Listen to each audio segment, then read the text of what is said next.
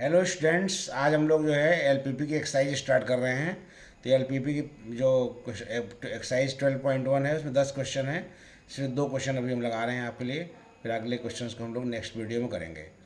तो हमारे पास क्या दिया हुआ है कि हमारे पास एक फंक्शन दिया गया है z बराबर 3x+4y, और एक हमारे पास इनइक्वलिटी एक या दो तीन दी गई हैं।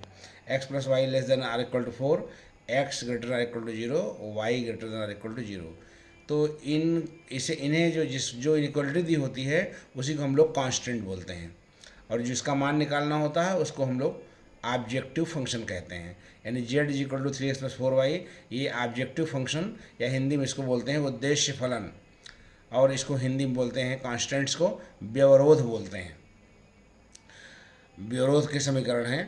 तो इस तरह से आप इसको जब भी करना होता है तो सबसे पहले हम जो है कांस्टेंट्स को लिख देते हैं, स्टार्ट एज करते हैं। तो लिखते हैं the system of constants is, यानी कि कांस्टेंट्स का निकाय है ना, x+y less than equal to 4, x greater than equal to 0, y greater than equal to 0। उसके बाद जिसमें लाइन जो होती है उसको हम ये मान लेते हैं कि जो x+y इक्वल टू 4 एक लाइन है। तो इसको हम ड्रा करेंगे, इसका ग्राफ हम। तो बाई जाहिर है कि ये जो है 4, 0, 4 से जाएगी, और लाइन जो है आपकी ए बी बन के तैयार हो जाएगी। और उसके बाद जो हमारे पास और फंक्शंस दिए गए हैं, x बराबर 0, ये y बराबर 0, वाई एक्सिस जो होता है x बराबर 0, वाई एक्स एक्सिस y बराबर 0, और y एक्सिस जो होता है वो x बराबर 0 होता है।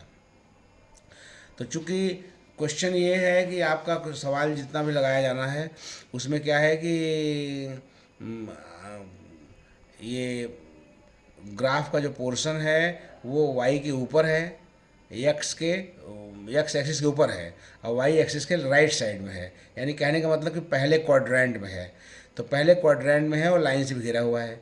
तो ये वाला एरिया जो पहले क्वाड्रेंट में है, इन लाइनों से घिरा हुआ है, वो आपका एरिया ए ओ बी होगा। इसी को हम लोग फिजिबल रीजन बोलते हैं।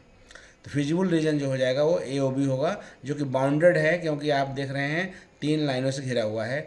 ये इसको बद्ध बोलते हैं, घिरा हुआ, परिबद्ध बोलते हैं। परिबद्ध माने घिरा हुआ क्षेत्र। तो इसीलिए यहाँ लिख दिया मैंने, the shaded region in the figure is the feasible region determined by the system of constants 1 to 3। 1 से लेकर 3 तक जितने कॉन्स्टेंट्स हैं उनसे आपका ये बना हुआ है। और इसको हम देख रहे हैं कि ये बाउंडेड है। तो अगर हम इसलिए हम यहाँ पर कार्नर पॉइंट मेथड का इस्तेमाल करेंगे, क्योंकि हमने बताया था आपको थ्योरम में कि जब भी हमारा रीजन बाउंडेड होता है तो हमको मिनिमम वैल्यू निकालने के लिए कार्नर पॉइंट मेथड का यूज करते हैं। तो कार्नर 3 हो गए, ओ ए बी। तो हमने देखो कार्नर पॉइंट दिखा दिया, 0 0 4 0 0 पर 4, और जेड की वैल्यू यहाँ रखा है। इसमें जेड में 3x+4y है। पहले x को 0, y को 0 तो 0 आया, x को 4, y को 0 12 आया, जी x को 0, y को 4 तो 16 आ गया। तो मैक्सिमम आपका 0, 4 पर होगा, इसलिए लिख देंगे hence Z maximum is equal to 16 at the point 0, 4। इस तरह से सवाल लगाया जाता है।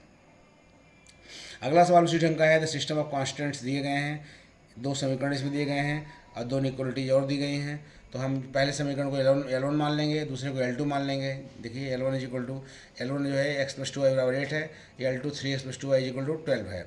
इनका ग्राफ खींचेंगे, L1 L2 ग्राफ खींचेंगे एक्स वाई प्लेन पर, और उसके बाद ग्राफ जब खींच लेंगे तो जो सिस्टम 1 से लेके जो है 3 तक है हमारे पास, इस सिस्टम से जो एरिया बाउंड होगा वो हम यहाँ देखते हैं।